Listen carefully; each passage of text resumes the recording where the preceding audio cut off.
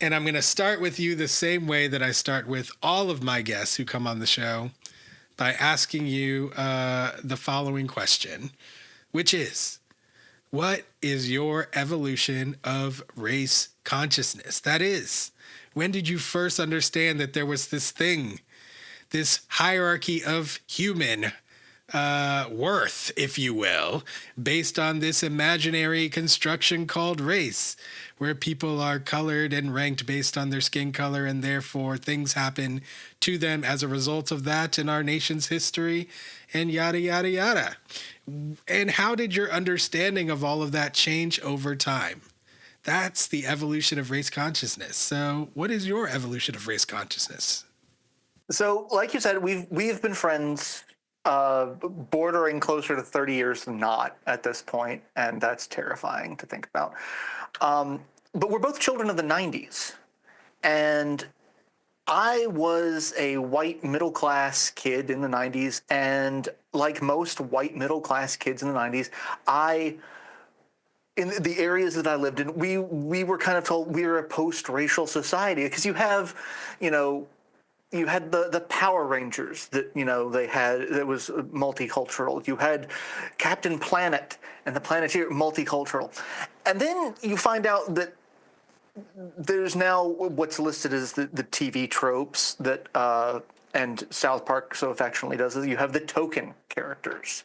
It's like the post-racial bill that you're sent was not accurate, and I kind of I bought into that a lot as a kid. I'm like, my friends don't have problems with race or racism, no, and it never really occurred to me that it still might be a problem until I started dealing with members of my extended family.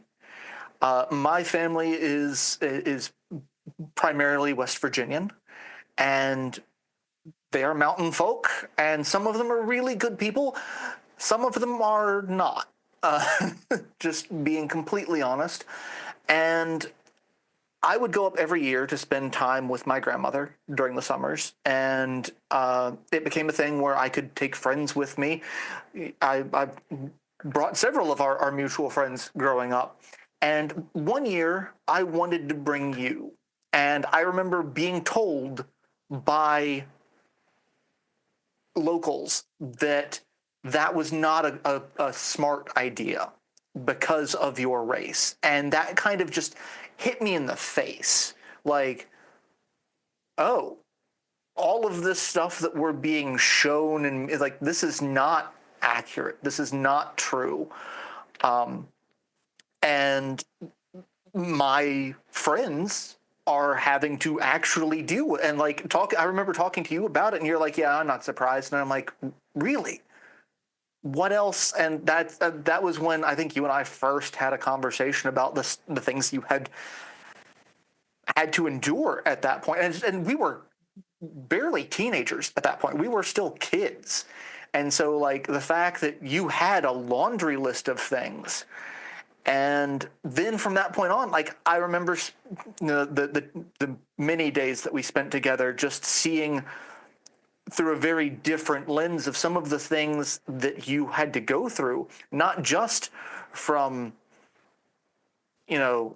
white people or being exceptional, but other people of color looking at you and being like, oh, you're not black enough. And remember watching you deal with some of the people that we went to school with who are less than intelligent in many ways and like to run their mouths. I can remember several people, and I don't want to name names, so I'm not going to, but there were instances where you're like, so I'm not black enough. And I'm like, these are instances that I could never have fathomed before that because the media that I saw and was like, no, we're well past that. It's like, no, we are not. We are not. In fact, in many ways, I feel like we've gone several steps backward because the pendulum just seems to have ticked the other direction. With all the people complaining about DEI and things like that. It's like, oh, well, we had affirmative action because we were actively discriminating against people of color for many years, for many, I mean, we still are, but like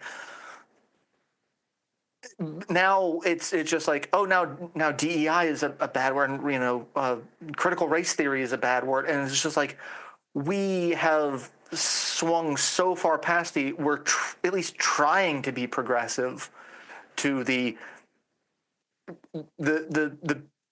people that really shouldn't be saying these things are saying the quiet part out loud now. Like the quiet part's always been there, but they're just saying it out loud because they can, and they feel like they can get away with it because in many regards they can get away with it, which is terrifying and frustrating all around.